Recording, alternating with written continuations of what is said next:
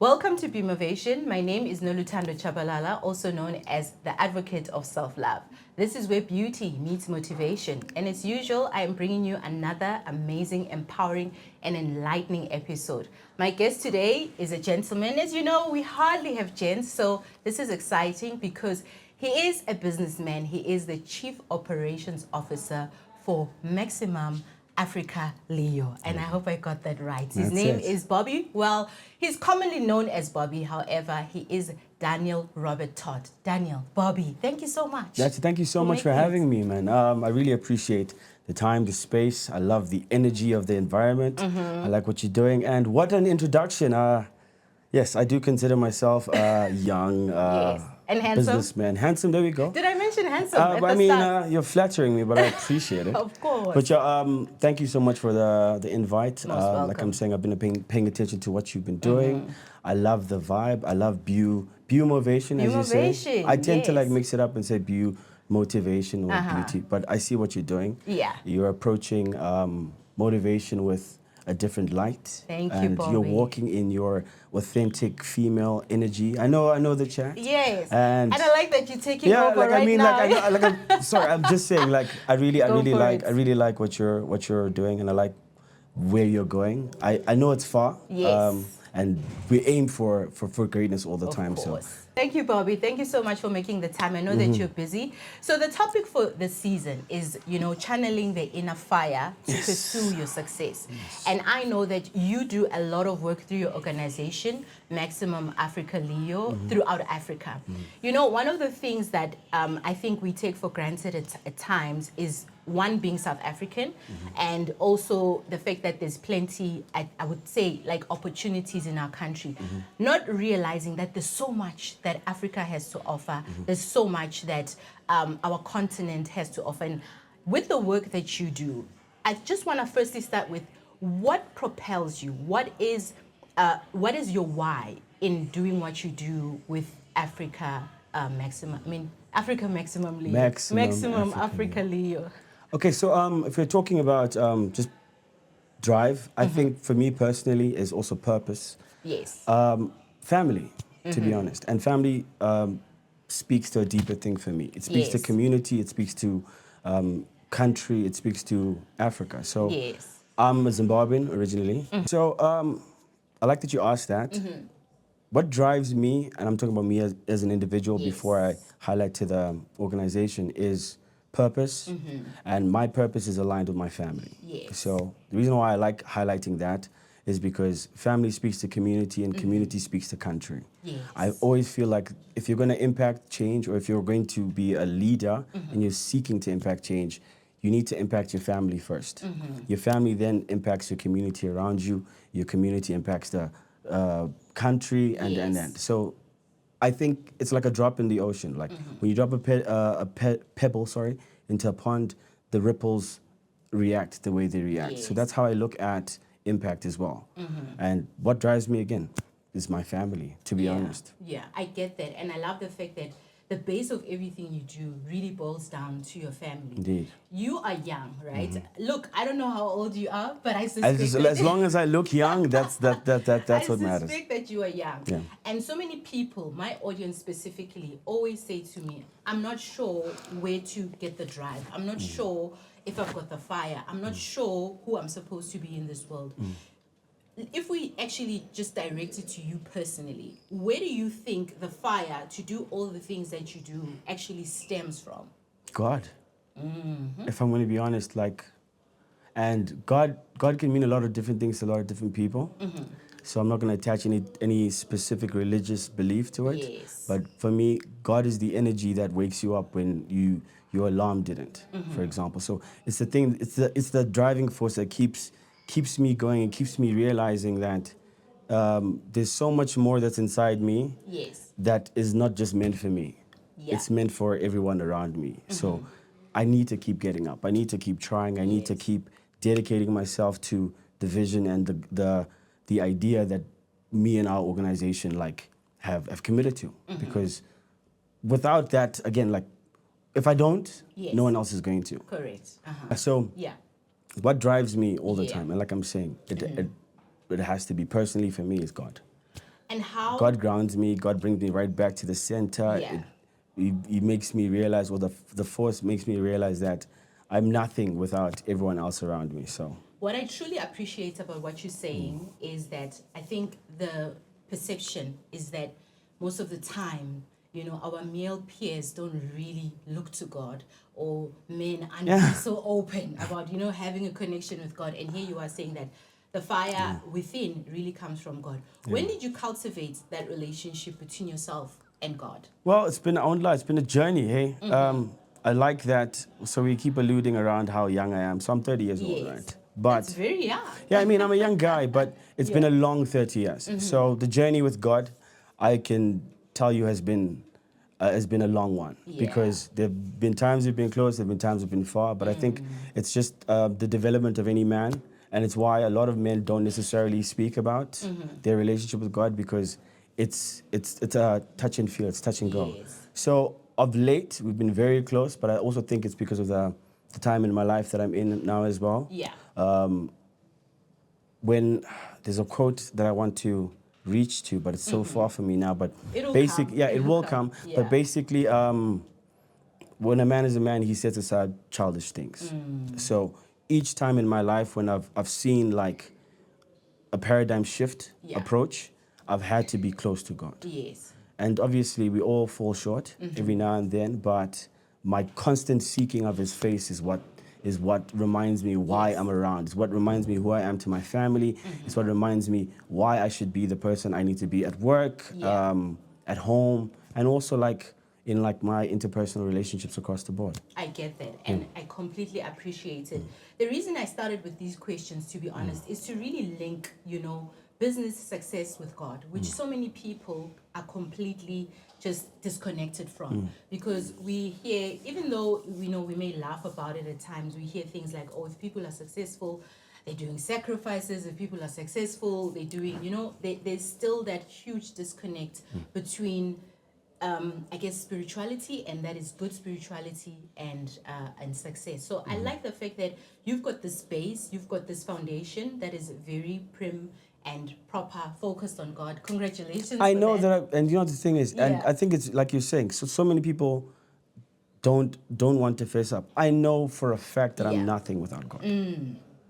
If I want to act and make it seem like there's a plan to put in place, you write things down, and I understand the structure of how a lot of motivational books work and a lot of text work, but I know that I'm nothing without him. If I was to tell you how I got here today on your show, I didn't know this was going to happen 3 years ago. You know, we've been friends for a bit, so you didn't know that this was going to happen. So things like this, for example, this is just God.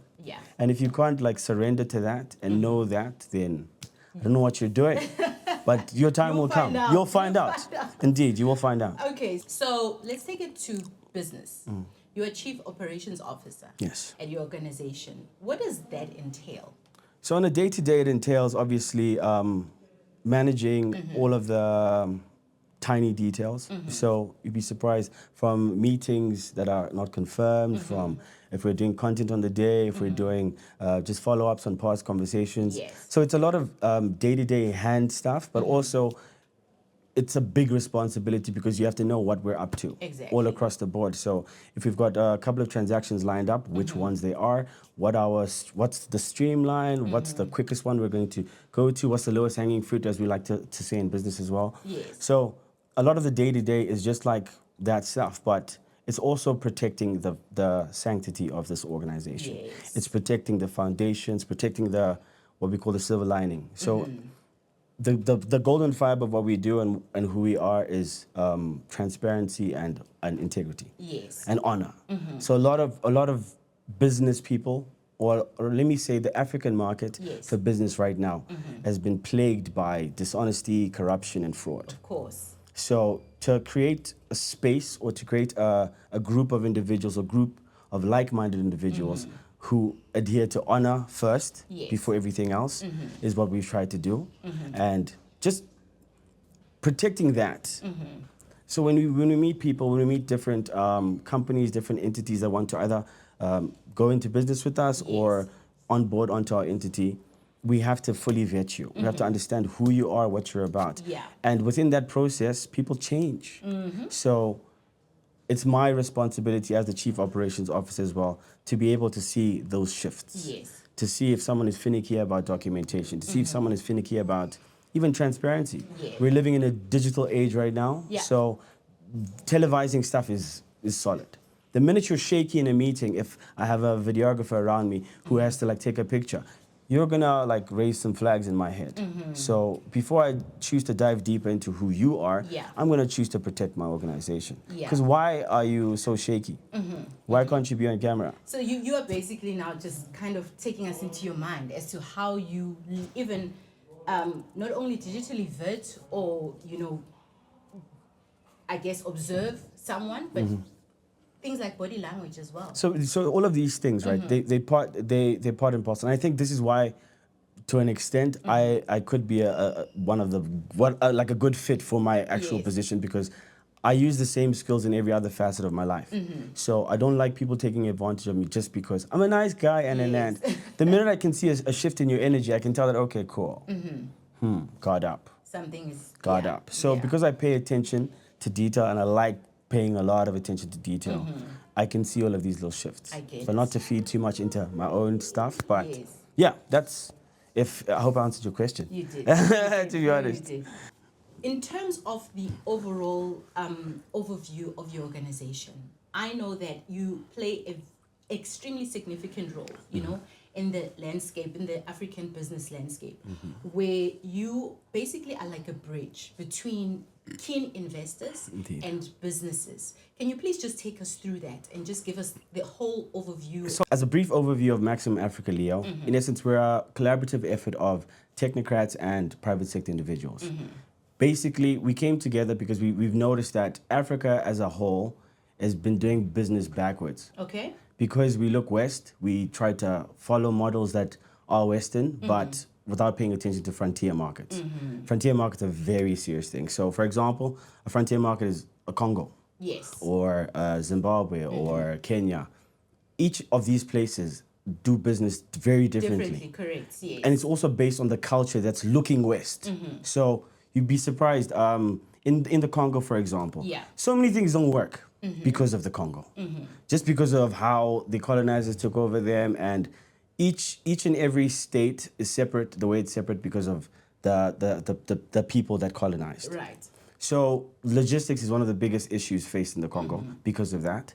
So Maximum Africa L.E.O, for example, will step into a gap if there's a transaction, or if there's an FDI, or the investor rather, that is keen on doing business in the Congo. So if there's an investor, right, trying to solidify or trying to localize a product in a specific country, there's IP that they need. Of course. If they haven't been to the country before, it's a whole feasibility study that need to put together. Right? What we've done as Maximum Africa L.E.O, so it stands for Luxury, Entrepreneurship, and Opportunities. Okay. So the luxury aspect of what we do is just basically trying to showcase Africa to the world. The luxury that we consume and the luxury that we actually export as well. And when I say export, I'm talking about just the resorts we have. Yes, we're not sending them there, but Europeans and Americans are coming here. So what we're doing is we're showing you what Africa is like, and African opulence, but at the same time, allowing you to like take it back as well. Because you're gonna go tell your friends, guys, there's this dope resort that I went to, or this really great resort I went to. You guys should go check it out. Or there's this country I went to in Africa that you should check out. So when I say export, I mean the IP of how beautiful it is here. It's so pretty here, right? So that's the luxury element of what we do. But within that, we found a niche market.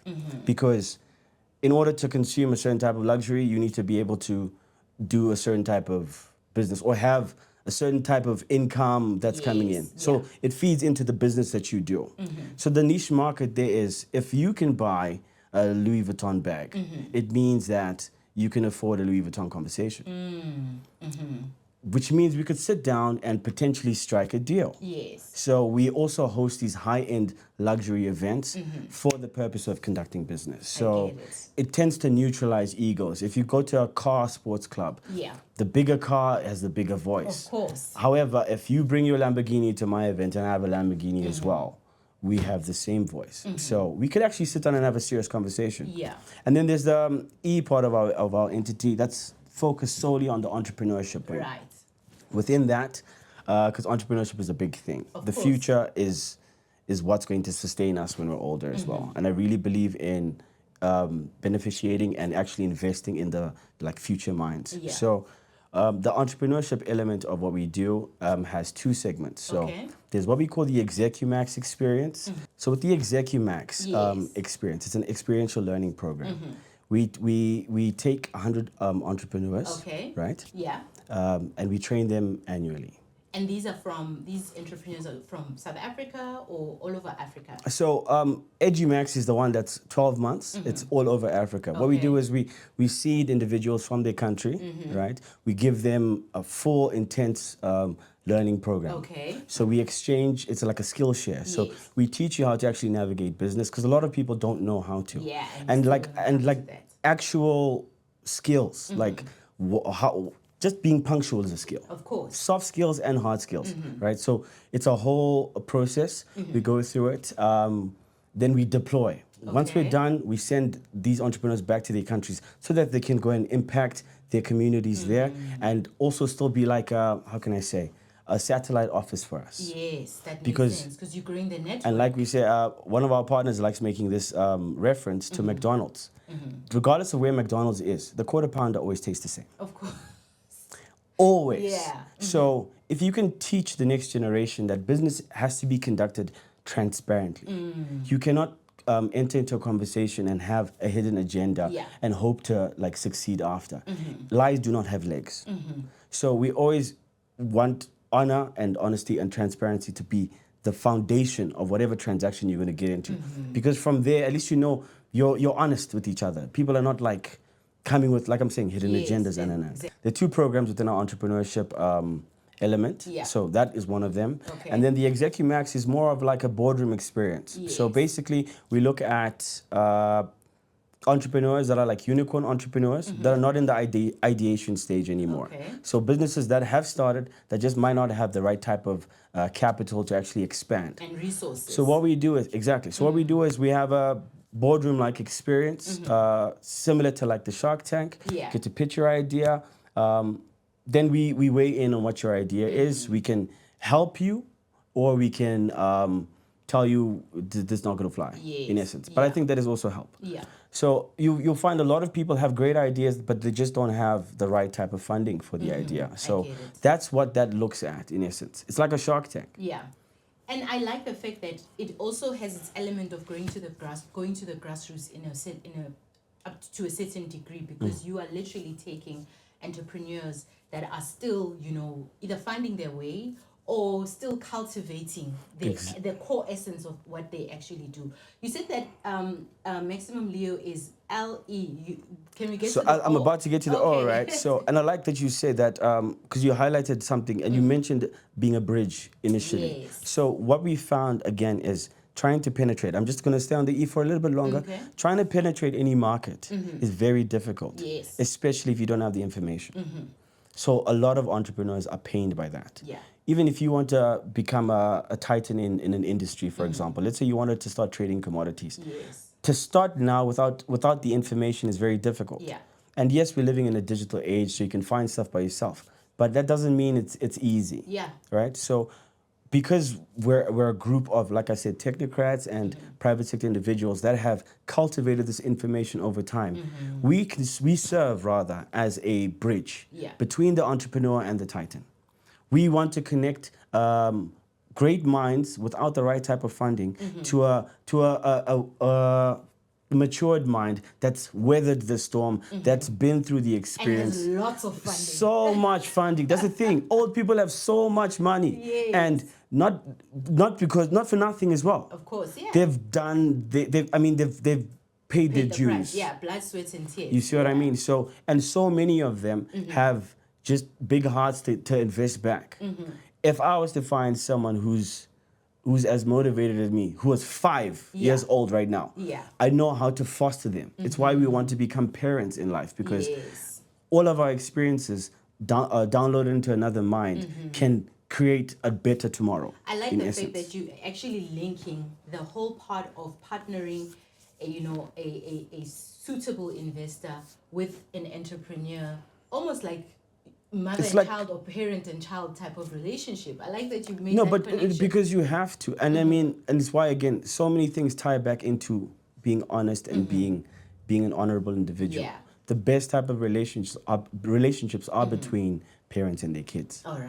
So if you approach business as someone who's always trying to learn, especially from an older individual, you always find people trying to teach you. Of course. And I hope you caught that. You will always find people trying to teach you if you're coming with the spirit of wanting to learn. So you deal with a lot of entrepreneurs, day in, day out. Yes. I mean, from, seasoned entrepreneurs to entrepreneurs that just got into entrepreneurship today. Where do you think, I guess, the lack of longevity comes in? Because I know that entrepreneurship is also about how long you can ride the wave, right? You may have the greatest idea, you may have the greatest innovation, but are you willing to ride the wave? From what you've seen, who you've talked to, what you've experienced across the continent, in South Africa, anywhere in the world, when we bring it back to African entrepreneurship, entrepreneurs at home, where do you think that the disconnect comes in when it comes to that principle of longevity? I think it boils down to your foundational premise, like what drives you. Yeah. So longevity is about how strong you can be, how long you can ride the wave, as you say. Yeah. So if you're tied, if what's driving you is bigger than you, it's not about how long you can go, because you can go until you drop. Yeah. I believe. Yeah. So God is my thing. Okay. God is what drives me. Yes. Different entrepreneurs from different places are driven by different things. True. And I would like to say to all of them, find your purpose, find your drive and hold it dear. Yeah. And I don't want to ground too many people in the things that I believe in solely, but I do think God is a big part of it, because you will keep coming back. You will keep reinventing yourself. Yeah. You will keep being the humble person that has a space to pause and learn, because that's what it is at the end of the day. Being an entrepreneur means that you're the body that keeps revivifying. Yeah, I like because that. you keep adding to who you were yesterday. I never compete with other people. Yeah. I always try to compete with the version of myself that I was yesterday. That you were yesterday. 100%. The only competition should be yourself. Indeed. You can get inspiration from other people, but your main competition should be yourself. One thing that I've realized, Bobby, is that Africans have got extremely amazing ideas, innovations, from technology to anything that you can think of, creativity, any solution. I think we definitely are on par, and our potential is limitless. However, I always feel that there is just some kind of wedge where you'll find an amazing African innovation that either no one knows about or it's not out there, and then you find that someone in the West, whether it's from the Silicon Valley boys, Silicon Valley gents, the Silicon Valley gents come up with something, tomorrow the whole world knows about it. What do you think, in your opinion, is really the cause of that? Because at times I even get sick of seeing, something amazing has come out of, let's just say, Asia, China, right? AI tool, or something great has come out of Silicon Valley. And then if you dig a bit deep, you find that the very same invention or innovation or idea or whatever it is, project exists in Africa, but no one knows about it. What causes that, and how can we actually eliminate that? So this is where I tie into the opportunities part of what Maximum Africa L.E.O is. Yeah. It takes time to go out into Africa to see what's happening in Africa, right? By going to these different countries, you assess frontier markets. You also see what opportunities exist, what type of innovative ideas. But as Africans, we lack funding in a lot of these places because Silicon Valley, for example, or the West, I'll just say, will look at Africa, find our talent, uproot it, and take it. Correct. They don't send back. We're big on beneficiation. Don't take talent, foster it, garner it, and then don't remove someone from a village in Kenya. Yes. If that's where they come from. If they invented a windmill or Don't uproot talent. Yes. Focus on beneficiation. Impact, like I said, the community. The community can impact the country. So I feel like a lot of our young minds are being are being taken away. Yeah. And all of the ideas and this innovation comes from Africa, but ends up making China rich or making the US rich because it's African minds. Yeah. What we want to do is create a safe environment for African minds in Africa. For Africans to thrive. For Africans to thrive, because Africans are leaving because, okay, yeah, how can I study or how can I be an inventor when there's no electricity in my house? Or how can I focus on my vision or my goal when I'm hungry? Yeah. So all of these tinier problems, food security, infrastructure development are things African countries need to empower African entrepreneurs. I get that. So it's a big, big mission. I know, very but big one. A journey of 1,000 miles begins with one step. I get it. A journey of 1,000 miles does begin with one step. And I believe that's what your organization is really about, right? I hope I answered your question. No, you did, for sure. Fantastic. And remember, this is Bumovation. There's no wrong or right. Right? Exactly. It's all about motivation and inspiration and empowerment. One other thing that I'd like to understand is what are the challenges of really being in the type of business that you are in? Because like we've established, you are, just to put it in layman's terms, you are that bridge, the bridge between the beauty, the gems, the talent, the businesses, the opportunities that lie in Africa with those, we're bridging it with those that actually want to invest in Africa. But I imagine there are challenges like every other business. And how do you then overcome them? So being in the private sector is very complicated considering, again, being in the front of a multi-sector organization. When you're saying multi-sector, we're dealing with a lot of different types of industries. So from media to infrastructure to finance to health, each industry has a different thing about it. Yeah. Right? So balancing it all is very difficult, I won't lie. But when you look at, like I said, the tenets of what the transaction is, the merits of it, that's what helps you navigate it. At the end of the day, regardless of the industry, if the person you're doing business with is not honest, you're wasting your time. That's the truth. And NDAs and all of these documents give you some security, but if you can't look the person in the eye when you have that conversation or when you're trying to structure that deal, it probably won't work out. And I'm talking about my own personal experience in business, right? Yes. I've been in a lot of different types of transactions, but I know the ones that worked out and why they worked out. And it was solely because the people I was dealing with were honest.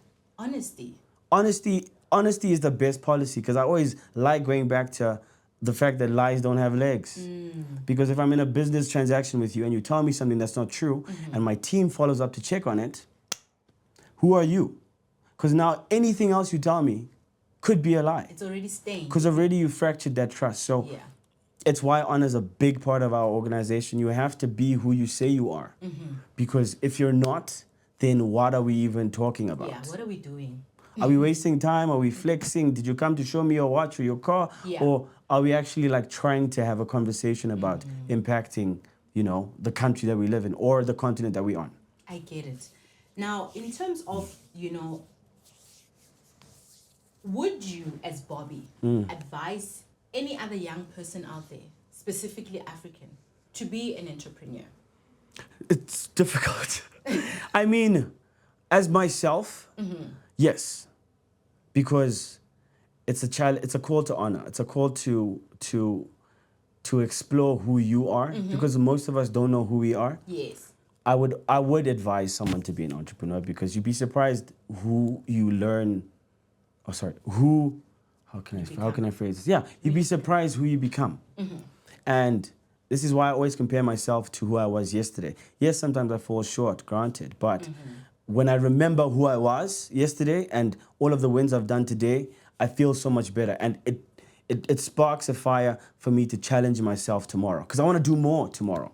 I'm on a podcast today, for example. Yeah. I can imagine what God has in store for me tomorrow. And not just any podcast. You're on the Bumovation exactly. podcast. I'm on the Bumovation.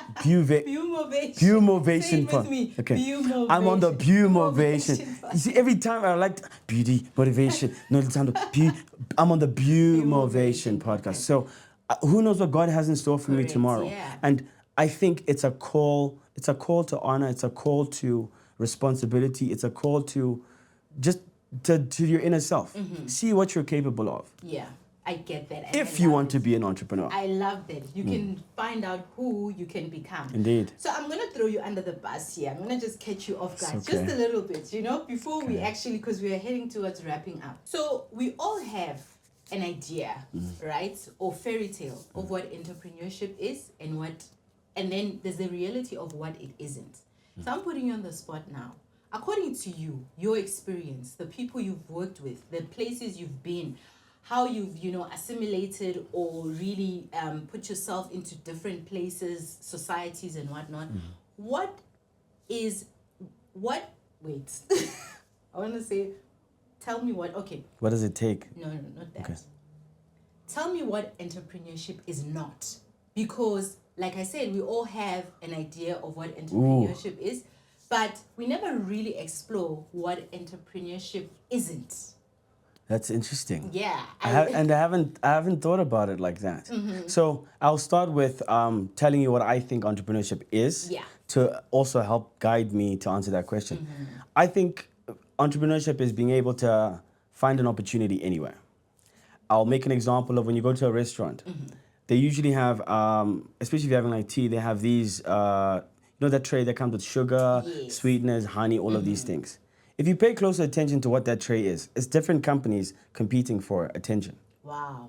So I look at a restaurant table like that as an opportunity, because why can't I also have a sachet that has my own version of sugar? So that's what I think being an entrepreneur is. And it's just not that. It's being able to walk into a room, any kind of country, any kind of place, and find an opportunity. Because where there's a problem, there's an answer. And the answer is the opportunity. Yeah. That's what I think entrepreneurship is. And I love it. It's beautifully said. Thank you. Yeah. What it's not is the other thing, the lie, the facade. Creating a myriad or creating a picture or a vision that has no foundation at all. Selling you a dream. Yes. This is what I'm selling. This is what this vibe is. And then you come with all of your energy expecting a result after this dream. And then nothing happens. Yeah. So the lie to the self that what I'm doing is going to feed me back is what entrepreneurship is not. It's not. Okay, and I get that. So how do we then kind of where do we draw the line? Because so many great entrepreneurs also say, fake it till you make it. Indeed. And where does one draw the line between faking it till you make it to actually, even though you're not there yet, but be the real deal to some extent or to a certain level? I think where you draw the line is where you sacrifice character. So if the faking it is now you removing yourself from who you truly are, nothing is worth that. I get that. And I say this respectfully, because if I'm going to do something but I'm selling my soul to do it, it doesn't make sense. And when I say selling my soul, I mean sacrificing elements and parts of myself just to make sure something goes through. It doesn't make sense because, yes, you might get the success, you might get the money, but you've lost a part of yourself that you'll never get back.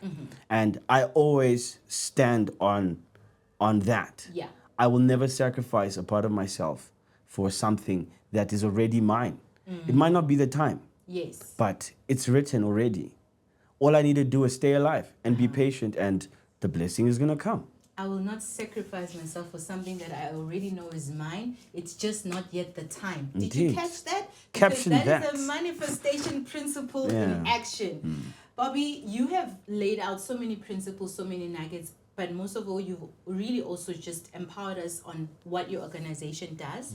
And what I would like to know from you, where can people reach your organization or yourself if you are open to, having people find out, to connect? Because one thing is for sure, in our country, in our continent, the opportunities are there, the innovations, the ideas, the spirit, even the fire is there, but then people just don't have the guidance, the channeling, So if there is an opportunity for people to connect, where do we find you? Yeah, so you'll find us on all social platforms. Maximum Africa L.E.O, we pop up right away. My own personal socials, I won't give out because, handsome guy. But yes, we're everywhere. Okay. Maximum Africa L.E.O, you'll find us. Okay, perfect. So before we wrap up, 2 questions. I believe it's 2. Young Bobby, modern day Bobby, present day Bobby. What do you think young Bobby would say to present day Bobby?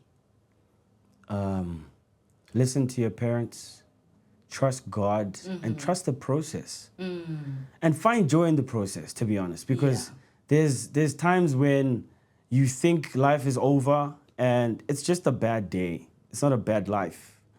Find joy in the process, commit to the cause, and just keep getting up. Keep getting up, keep showing up. Keep getting up, keep showing up. Now to the young person at home, male, female, that just, feels some type of way about their life, where they are heading, whether they're in varsity, whether they are at home, whether they are a young entrepreneur, just finding their way and just feeling like, you know what, this is not happening for me, and I'm on the wrong side of life. What do you have to say to them? It's a bad day, not a bad life. Wake up. Trust God. Don't stop. Align with things that keep you in the light. Invest in those that invest in you. And yeah, like, relationship drama is not the end all be all, by the way. It's not. It's a facet of our life. It's not the end. Yeah. That's, I love that. Yeah. Especially to like young people. I know. The young people like yourself. Yeah, like you can be in love, guys, and like love ends sometimes, but if you love the right type of love, it doesn't go. I love that. So yeah. Stay in tune with the light. Stay in That's tune what with the you light. said, Stay in the right? light. Always stay in the light. Yeah. Bob, it's been a pleasure. Thank you so much for having me. We learned so much from you. And, this is, like I said, this is the channel where we are really cultivating a sense of oneness with ourselves. And the beauty aspect of it isn't really beauty from a superficial standpoint, but really just what makes you beautiful as a person, what makes you beautiful as a woman, what makes you beautiful as a man, your confidence, your essence, And you've laid it out so nicely because you started out with God. And we love gents that know their God, right? Thank you. Thank you for I just coming. also want to take a moment just to thank you as well for allowing us the space and the time on your platform. Yeah. Look forward to ours because it's coming too. 100%. And I can't wait to also have you on our side to have a full-on unscripted chat. Yeah, it's an exchange. It's a an collaboration, exchange. Indeed, right? Indeed. So you at home, like Bobby said, stay in the light. Don't stop. Keep going. You never know what is going to happen. And it's not a bad year. It's not a bad life. It is just a bad day. Indeed. And I nearly said unscripted Noluthando. Well, as you know, my name is Noluthando Chabalala, also known as the advocate of self-love. Love yourself, appreciate yourself. Remember to tell your mom, your dad, your sister, your cousin. Don't forget to tell your ex to subscribe to this channel so they can be a better person.